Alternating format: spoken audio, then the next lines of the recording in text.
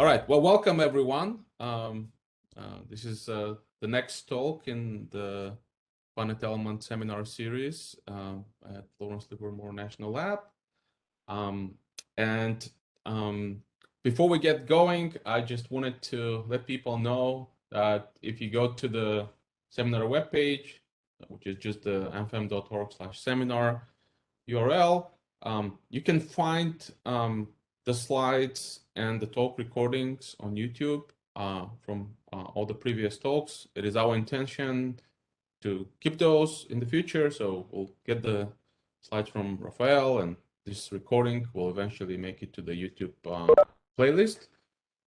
And if you have not signed up for reminders, this is the link here, just a simple Google form to get on the mailing list. And we'll start also sending these calendar invites that we did for this talk. Okay, so with that, I'd like to introduce today's speaker.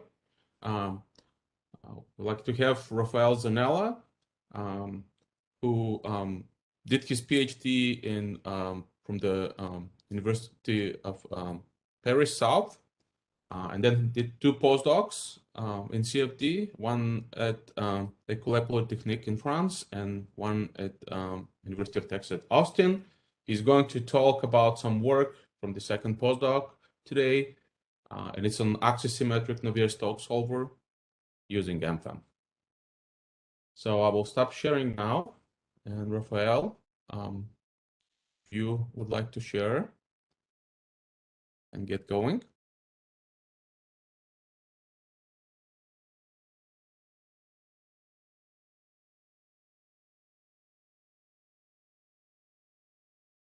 Yeah, looks good. So thank you for the introduction and thank you for the invitation. Today I will talk about solvers, MFEM-based, which are axisymmetric. The main solver is a solver for the compressible Navier-Stokes equations, but I will also speak about simpler solvers for simpler problem to introduce this solver. Okay, so that's the outline of my talk. I will first briefly motivate this talk. Then I will talk about a Laplacian solver, axisymmetric, and a heat equation solver, axisymmetric as well, and the axisymmetric, finally, axisymmetric compressible flow solver. And finally, I will conclude. So first, some motivation. Here, I just would like to point out when and why you should use an axisymmetric model. So first of all, obviously, you need your system and the external action acting on your system to be hopefully axisymmetric. That's, for instance, the case here on this plasma torch, where so the plasma torch is basically a tube, and you have a coil wrapped around it that generates some magnetic field, and you can see that this tube is essentially axisymmetric, and so is the coil, and so is the electromagnetic field. That's also the case in this transformer axisymmetric model. So transformer is actually not axisymmetric, but in this study, which is a former study, I designed an axisymmetric model to simulate some phenomena of interest.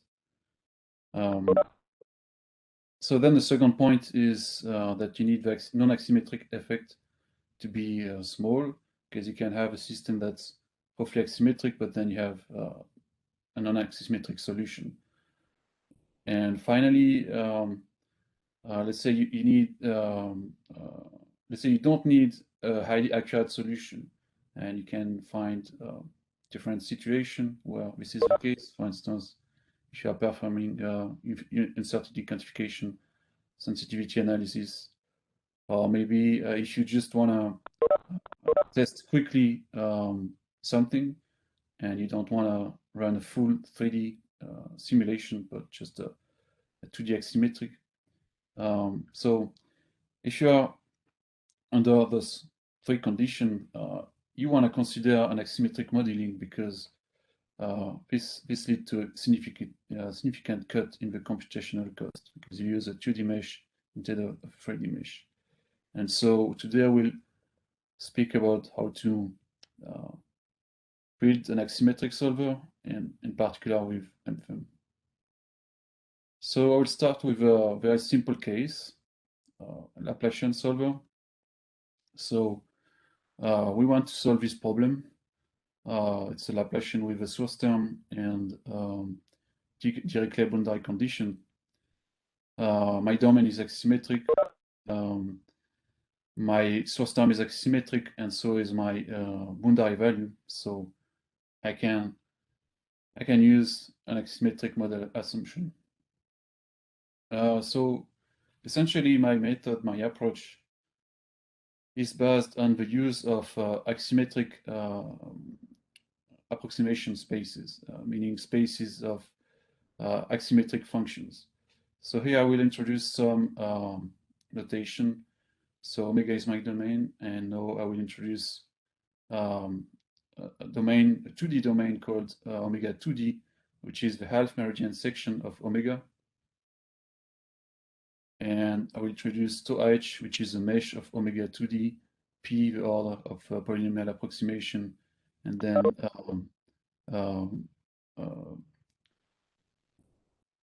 PD omega x 2D, which is the exterior boundary of omega 2D. Now my trail space, I will build it on a 2D space, which is a space of piecewise polynomial function in omega 2D, and that's V2D, and then my trail space is V, which is actually just an extension of this space function into a space function of a function of three components, but which are axisymmetric. And my state space, it's built similarly, except because I'm using Dirichlet boundary condition. I need my test function to be 0 on the boundary, and so I need I will enforce this constraint on the domain. So now I will explain how I go to what I call an axisymmetric weak formulation. So you know, obviously, the weak formulation of this problem, which is find UH in V such that you have this inequality, and such that UH is equal to the boundary value. Now, there are a few modifications that you can perform on this weak formulation that will lead you to what I call an axisymmetric weak formulation that involve functions which are 2D. So first of all, you can use this formula on the bottom left of the screen, which says that integral of any axisymmetric function f over omega is equal to 2 pi the integral of Rf in omega 2D. And doing that, you can simplify both of your integral terms. Then, if you write things down, you can see easily that gradient of UH dot gradient of pH is equal to gradient of UH2D dot gradient of BH2D.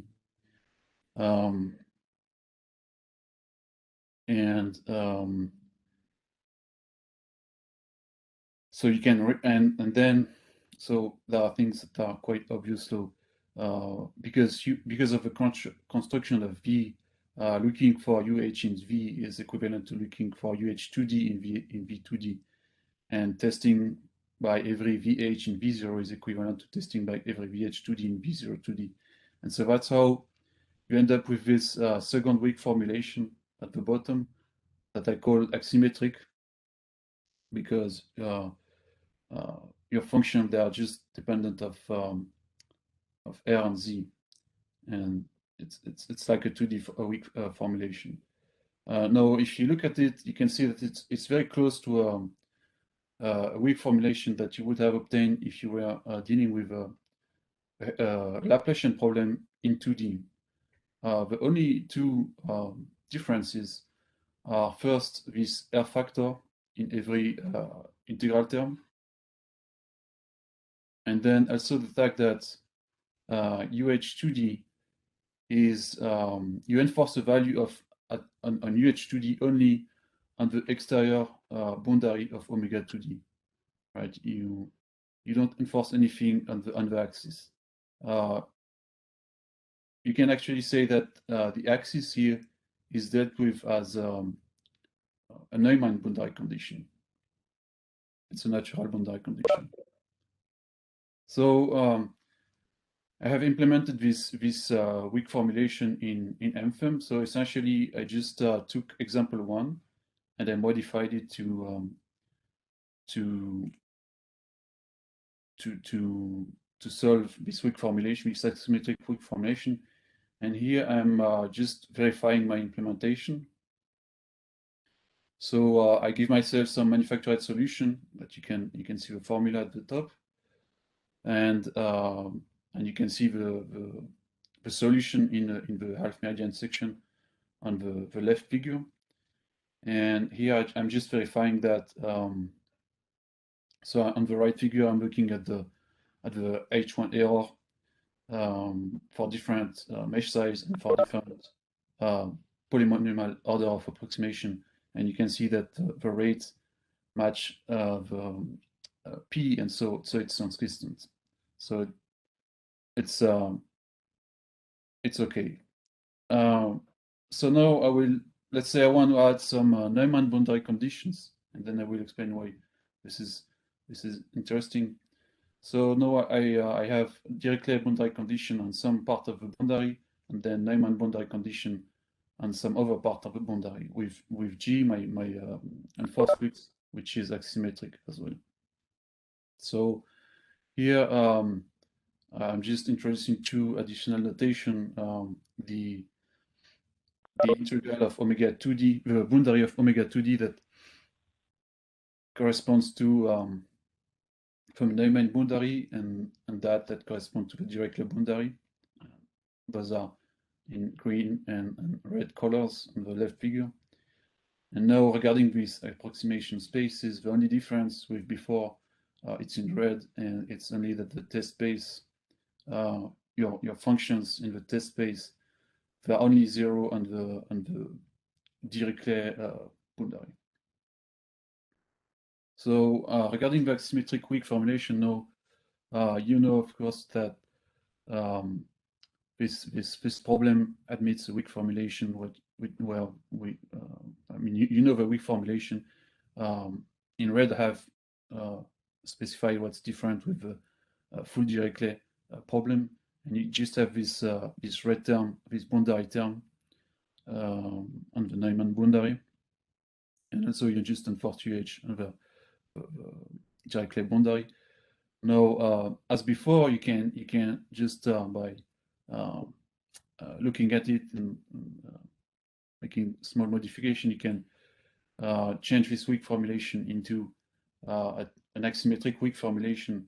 Now, there is an additional result that I'm going to use here. It's on the bottom left. So here I'm using like a similar result as before. It's just that so for every f axisymmetric, the integral over the boundary domain is 2p. The integral over the boundary of omega 2d rf dl, and that's what I'm using to transfer my my boundary flux term. But essentially, that's as before. And so here I'm just doing another convergence test on a manufactured solution, and I didn't change the manufactured solution. I just changed the fact that on the lateral wall I have a Neumann boundary condition. I rerun the same test, and you can see that the rate of the error matches the polynomial order. So again, that seems okay. So now I'm gonna go to a slightly more complex example, but actually not so difficult. It's the heat equation solver. So now I'm looking at this problem of a heat equation with a homogeneous Neumann, homogeneous Dirichlet boundary condition. So here I have, so everything is axisymmetric, the domain, the source term, and also the initial condition. So as before, we'll build an axisymmetric approximation space. That's V, and that's based on some approximation space of function that only define in omega 2D. And so the function is in my test space and my test space they are 0 everywhere on the boundary. And I'm using the same notation, and you can see the weak formulation, let's say the standard weak formulation. So I can, by doing the same, with the same argument, I can say that this weak formulation is strictly equivalent to an axisymmetric weak formulation, where I'm looking at UH2D in the functional space of time domain toward V2D with the equation you can see, and you can see that here I have this this R factor that pops up everywhere, and I still integrate over omega 2D. Now the only difference with before is that you have this the time derivative term, so you end up with you will end up with a mass matrix with some R factor inside your term.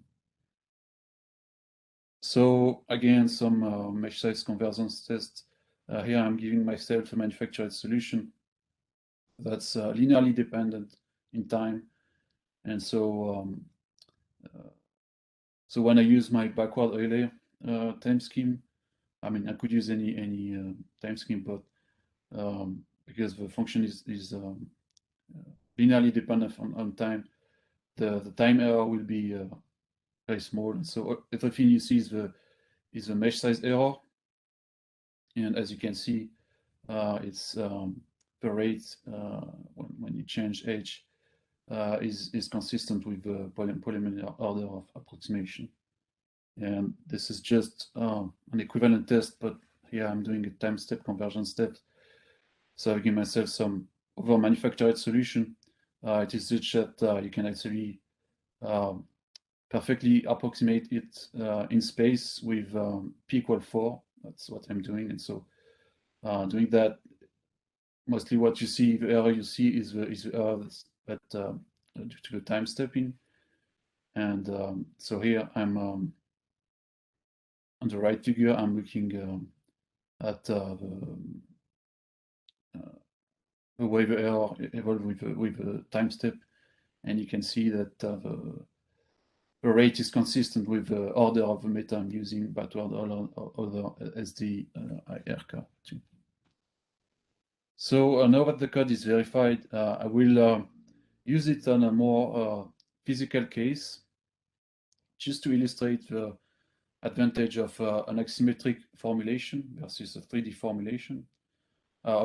We know what it is, but I just wanted to illustrate it. So what I'm doing is I'm solving the exact same problem, which is essentially it's let's say a cylindrical piece of material that's heated inside, and I'm running this case until I reach a steady state, and then I compare my solution. So on the left figure, you can see the results of the axisymmetric approach, and then on the, let's say, the central figure, that's when I use just a 3D approach. So I don't do any approximation, don't do any axisymmetric assumption. And yeah, I forgot to say, this is essentially example 16 that I have modified to include an axisymmetric option. So that's the same code I'm running with the axisymmetric option and the triangular mesh. And right after or at the same time.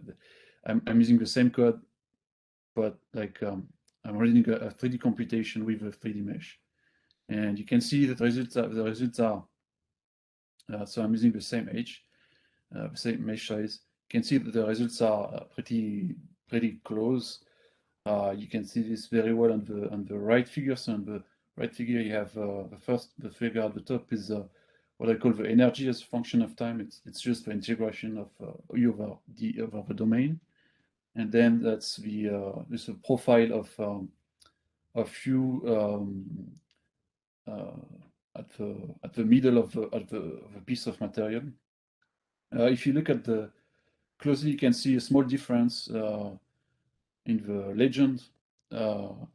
So I believe it can be due to some numerical error. It can also be due to the fact that the 3D mesh is it's a linear mesh, so it doesn't exactly form a partition of omega, which I guess can introduce some error. And I guess if I were using the mesh size that's 2 times smaller, I wouldn't see this small difference in the legend. So here I wanted to illustrate the interest of axisymmetric methods. So here I plotted two curves. So the purple curve it's a ratio of number of degrees of freedom in the 3D case versus in the 2D axisymmetric case.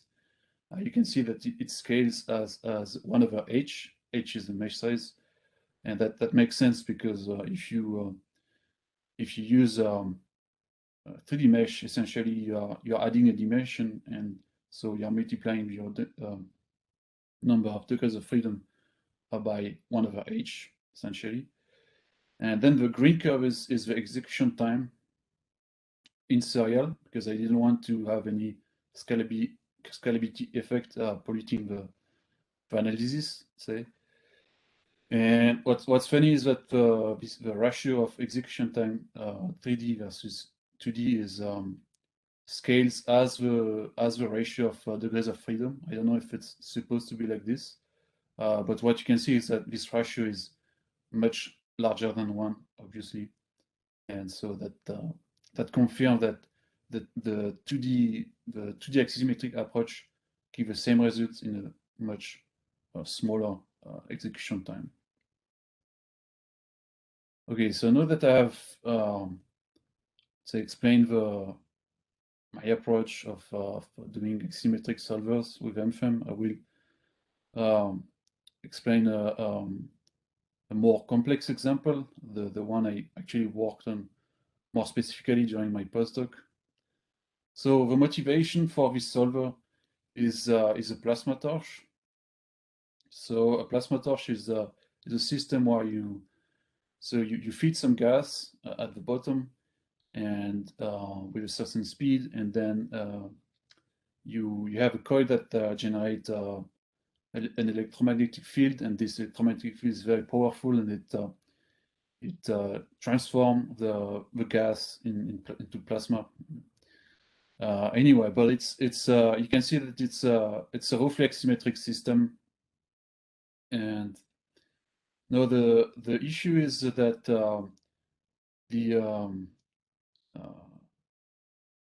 so the inlet are not axisymmetric, and also the inlet they inject the gas tangentially, and you can see that in the right figure.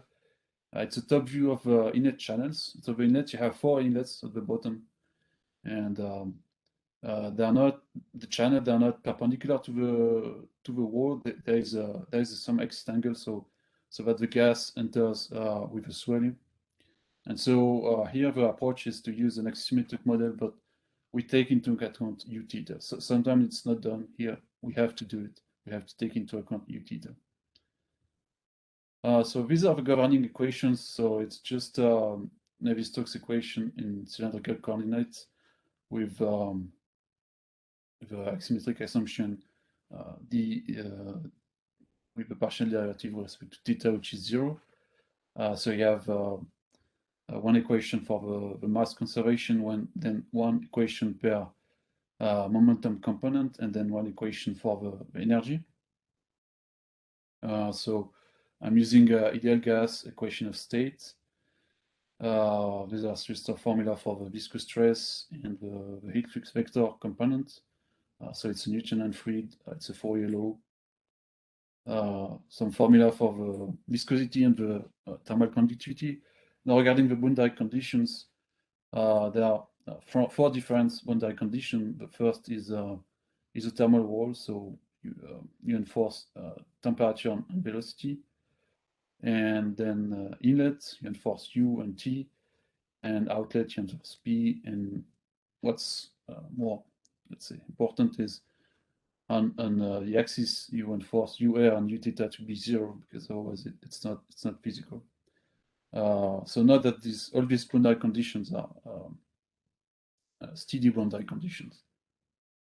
So now I will briefly comment again the choice of axisymmetric finite element spaces.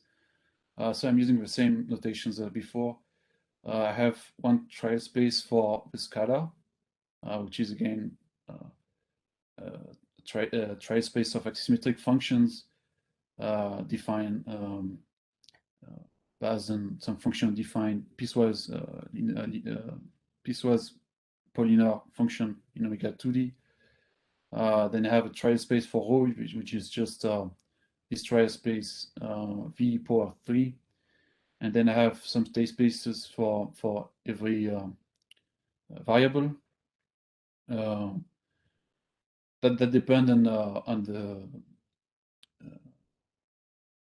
the Dirichlet boundary condition.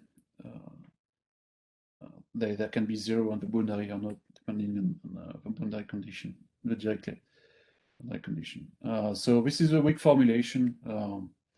So it's so you look for rho u and rho e, which are function of time into v or vector v, satisfying the boundary conditions such that you have those equalities.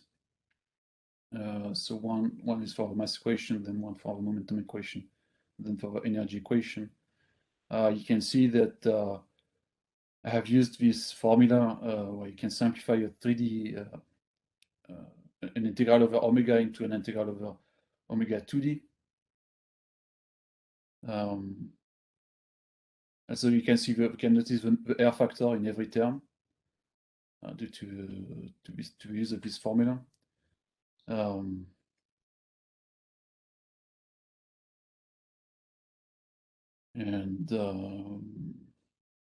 that's it. And so you can write this with weak formulation as into a matrix form. You have a big mass matrix times the time derivative of the degrees of freedom, which is equal to some nonlinear function of the degrees of freedom. And then you have an initial condition. And so this nonlinear function, it describes the flux term and the gravity term. And this is implemented into MFEM. And so I'm using several explicit methods for the time integration for Rayleigh or Wunsch-Kutter. So now convergence test on a manufactured solution. So here I give myself a manufactured solution that you can see on the left top. You can see a graph on the left bottom. And here the strategy is I use a very tiny time step to minimize the time error, and I just look at the evolution of the error with the mesh size, and I look at the rate. This is the L2A norm, so I expect when I use first order finite element to have second order convergence, which I do. One thing I wanted to note here is that I had to use some trick to see those rates. And that trick is that I add an artificial diffusion term into the mass equation, right? The Navier-Stokes equation, you don't have diffusion, it's only an advection equation. But for some reason, without this artificial diffusion term, I couldn't get the rates perfectly. If I mean, some colleagues, they were using a 3D code, and they were using only periodic BCs everywhere. They could, because they had a 3D code. I cannot. I have to use this isothermal wall, and that might be why I needed this artificial diffusion term. But the code, if the code works well with artificial diffusion, if it's 0, I mean, that means every term is correctly implemented. So that means my code, every term is correctly implemented. So this is a test with more physics. It's a Poiseuille flow in a tube. It's a gravity-driven Poiseuille flow. So on the right, you have the setup. You have an inlet at the top because it's gravity-driven, so the flow is downward. An outlet at the bottom is a thermal one on the right, and the axis on the left.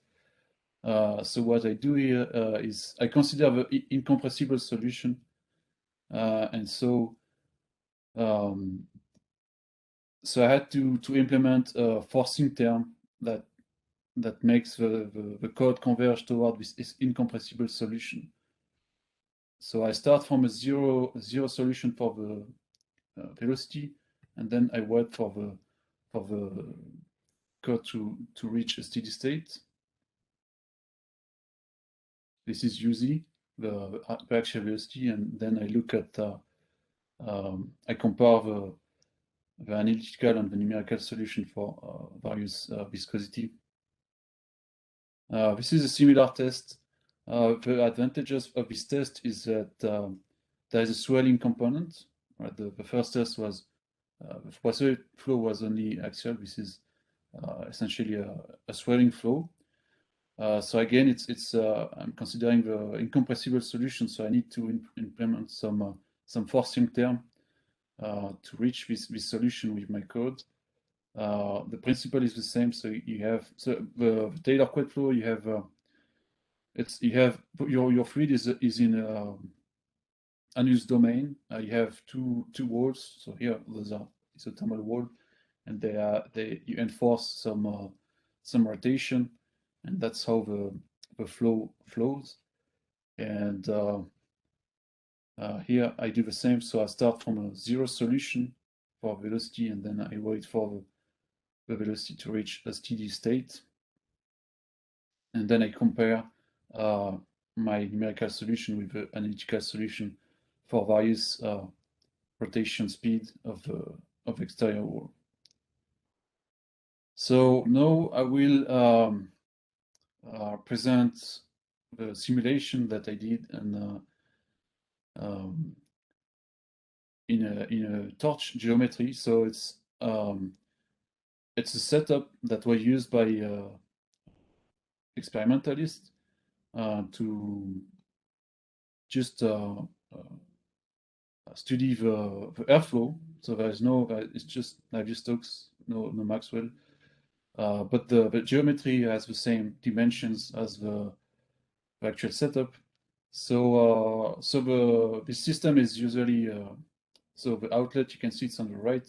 It's supposed to be at the top, but so you can see it's a system about 35 centimeter high or length, and you have inlet at the bottom. And I was saying this inlet, you have 4 of them, and they inject the flow tangentially. And that's a bit challenging because you cannot model those inlets as is with your axisymmetric model, right? Because they are not axisymmetric. So what I did is I considered an axisymmetric inlet. That's meaning it's an inlet that goes all around the torch, and I set up my my initial condition at the inlet such that the mass flow rate is the same as in the experiment, and such that as well the tangential velocity is the same as in the experiment. So it's a parallel code. This is a scalability test. That's one of the biggest tests I use. So it's quite big. It's 200,000 nodes. I ran it until so the test here it's performed over 11 nodes. I think the speed up is decent. I compared it with the speed up I would obtain with some example, one example of MFEM. So now I will show a simulation. That's the azimuthal velocity in the torch. So here you have the axis, and the azimuthal velocity is toward the screen. So you can see this this turbulent flow that develops at the bottom and reaches the top.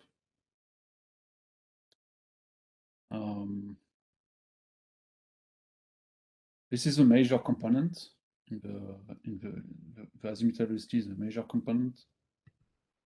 That's the actual velocity.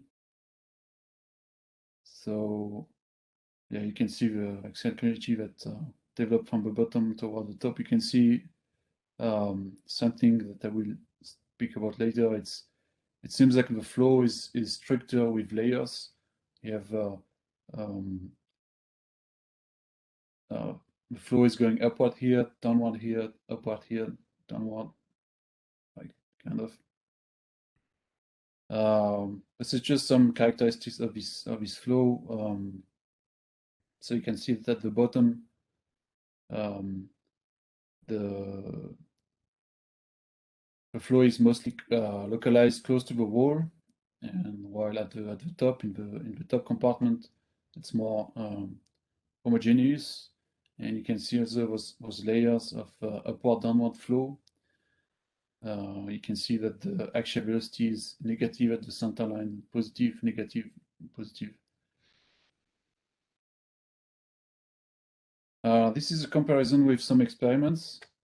So they ran PAV experiments, and here I'm looking at comparing the numerical and the experimental profile of velocity of each component along two red lines that you can see at the bottom left.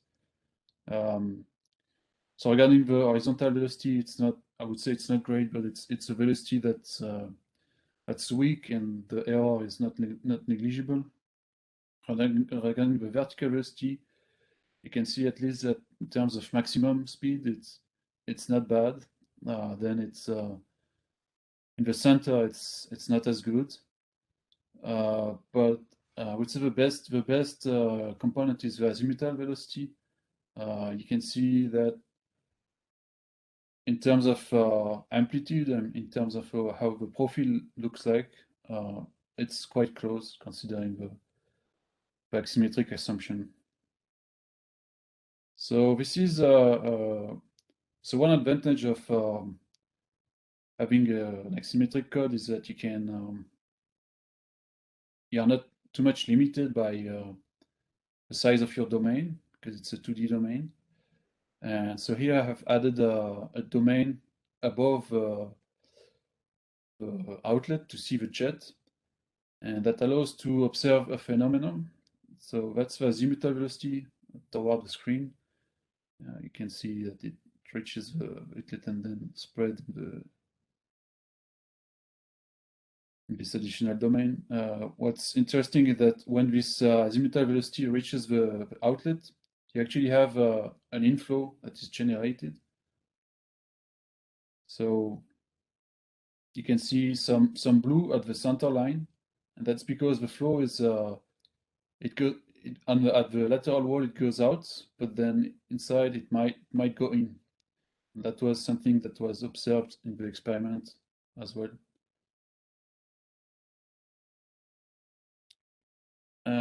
Okay, so I'm going to conclude. So I show some axisymmetric solvers for the Laplacian problem, the heat equation, the compressible Navier-Stokes equation.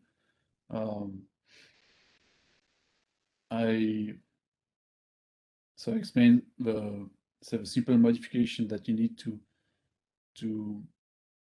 perform on a 2D solver to obtain a 2D axisymmetric solver. I showed that this solver could be verified with manufactured an analytical solution, and I just talk about the possibility of this axisymmetric compressible Navier-Stokes solver. As perspective, I think I need to implement a stabilization method like SUPG, because the mesh I'm using right now is really fine, and I think that could help to use under-resolve mesh, and that could help to work on the axisymmetric modeling of the inlets. We have seen that the comparison with the experiment is somewhat okay, but could be better. So I would like to thank some colleagues at UT Austin I worked with, and also mentioned some literature. So actually one of the items is work of MFEM community that I read. So the second item is it's an article about Fourier finite element technique. The reason it's related is that the idea of this method I worked with in the past is that you use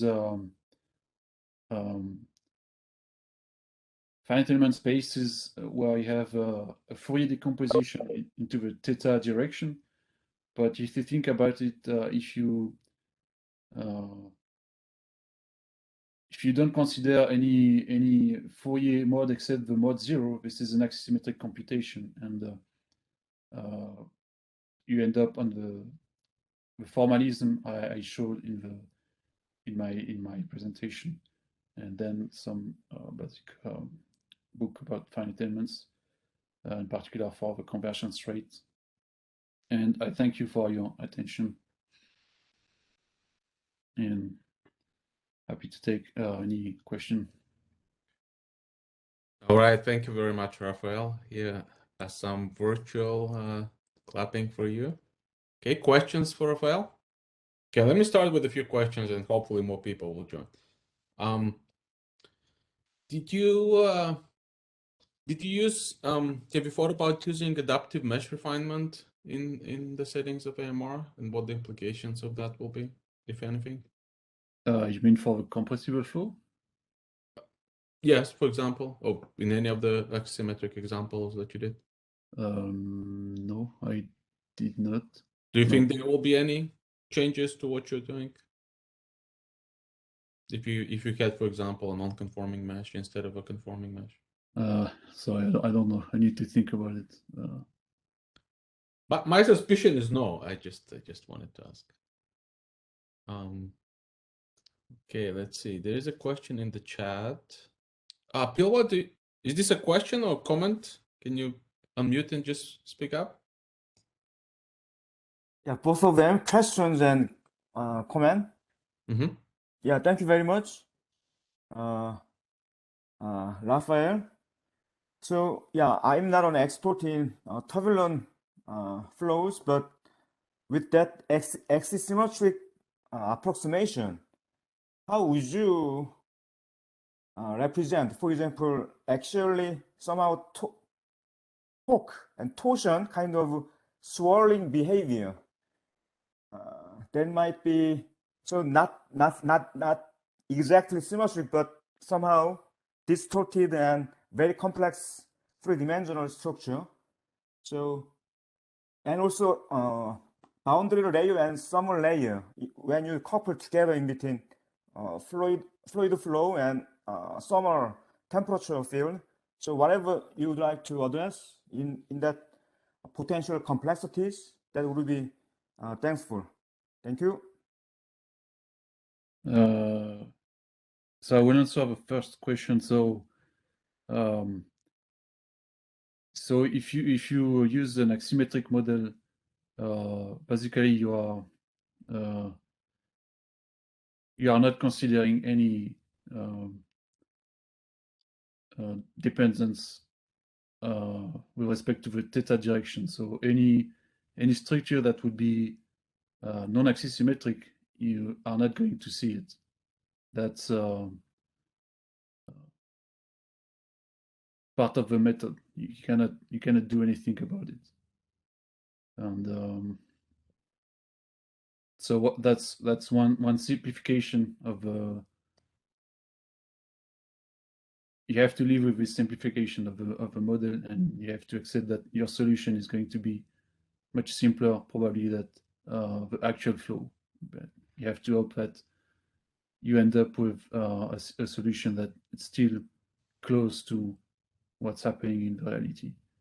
And I'm not sure actually that I have understood the second question.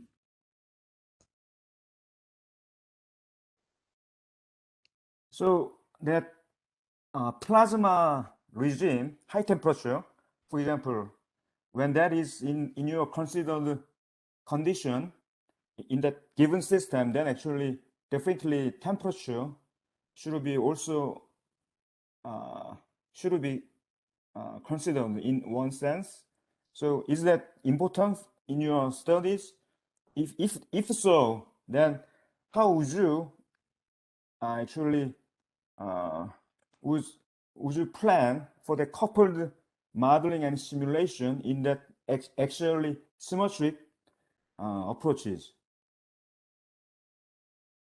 So the temperature, well, the temperature is already part of the variable I am solving.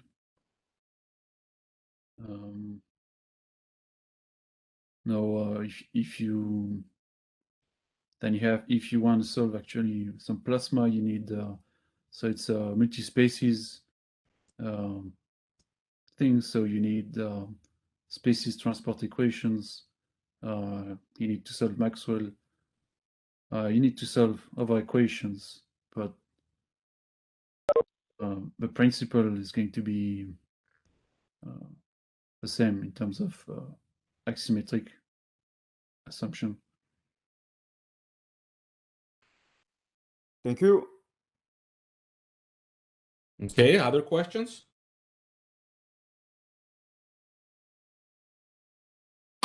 Yeah, maybe one from me. Yeah. Just because one of the main goals of the method, like to go axisymmetric, is like to indeed gain like some computational time and all. And I was wondering, what's the time marching for your algorithm? Like, for example, are you treating all the term implicitly, like the convection term, or explicitly? Yeah, that's something. It's fully explicit. So okay.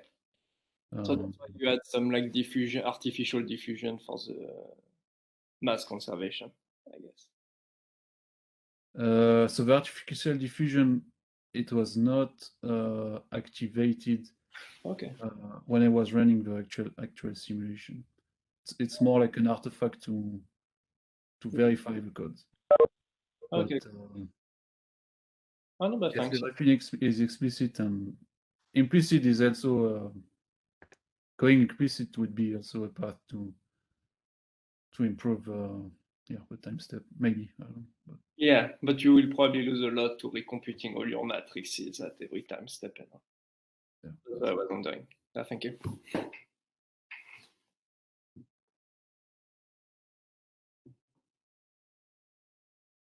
Okay, other questions, comments?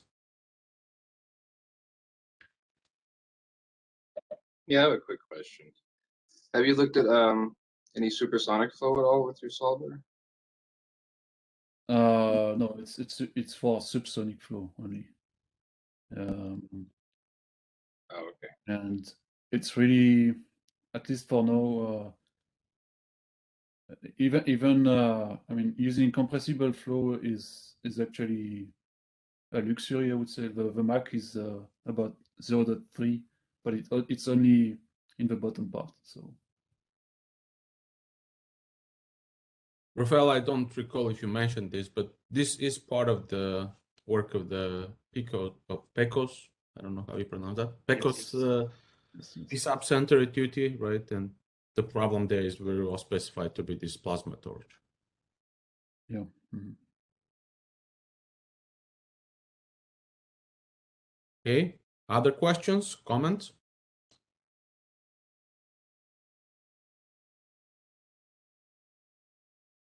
Maybe I wanted to make one quick comment. Do you mind going back one slide? So in this first paper, when we did the axisymmetric formulation for Lagrangian hydro. I just want to mention it for folks that might be doing things like that. So just like Raphaël showed, most of the operators and weak formulations are pretty clear how to reformulate. You just get these extra R terms, and gradients become gradients. All of this is great, except gradients of vector fields.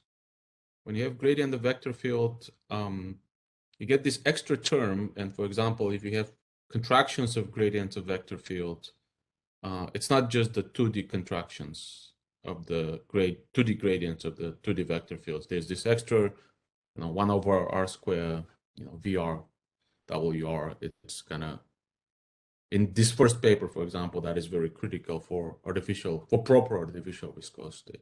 So just, that's the one thing that's a little bit trickier. Otherwise, I think reformulation is relatively clear. Just wanted to mention it. I have another question real quick, if that's okay. Yeah, please.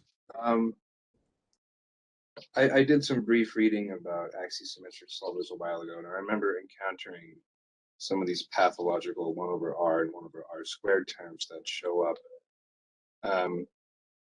So I don't know if this has been addressed by the current speaker or addressed by the MFEM community in general, like what sort of quadrature is being done when you're close to the axis of symmetry to deal with those pathological terms. So if anyone could comment on that, I would appreciate it. Raphaël, do you want to say anything about that? Do you integrate things that have 1 over R?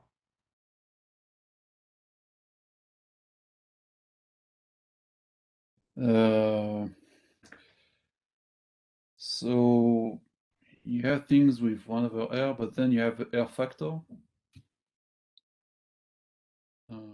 We need to look at the equation, but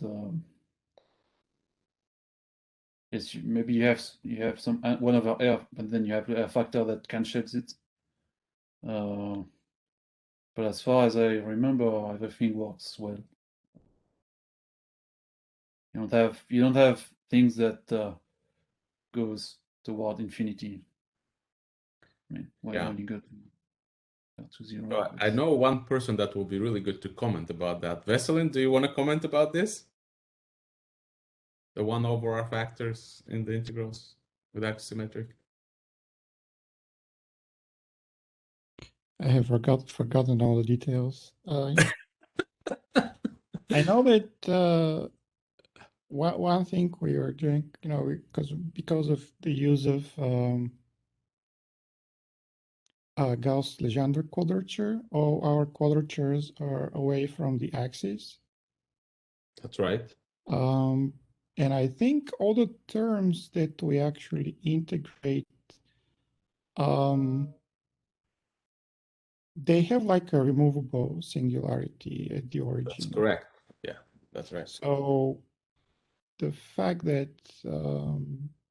it may look like you have something that goes to infinity is that's not actually happening in any of the terms. That's so kind of my recollection. I don't. That's exactly right. Yeah. It either cancels or it is removable, so you can. It's okay to integrate it with a regular quadrature rule, and the Gauss-Legendre is nice because you're always in the interior. Does this answer your question, Stefan? Yes, thank you.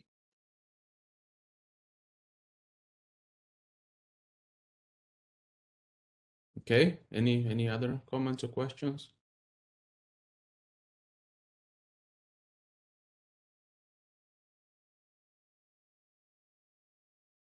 Okay. Well, Raphaël, thank you for joining us from France. I know it's late for you. We appreciate that. It's just time for dinner. It's okay.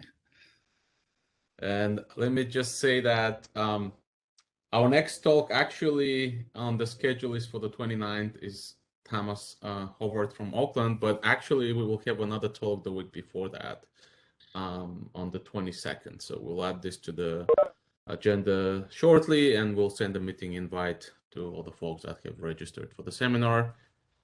Thank you all for your time and for coming again. And Raphaël, thanks again for the talk. Thanks for the invitation.